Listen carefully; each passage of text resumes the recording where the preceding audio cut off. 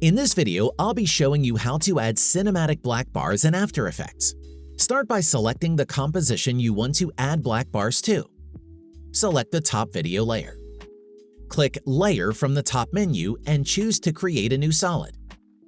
Select the colored box to open the Color Picker menu. Drag the color down to select black or select a custom color for the bars. Click OK. Click OK again.